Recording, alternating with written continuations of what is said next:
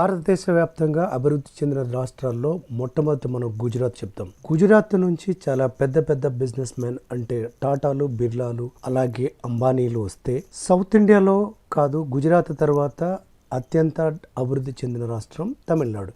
మరి తమిళనాడు అంతగా అభివృద్ధి చెందడానికి ప్రధానమైన 3 కారణాలు ఏంటంటే ఉన్న రిసోర్సెస్ మొత్తాన్ని జాగ్రత్తగా వాడటం. ఏ పొలిటికల్ పార్టీ ఉన్నా రాజకీయంతో పాటు అభివృద్ధిని దృష్టిలో పెట్టుకొని పనిచేయడం.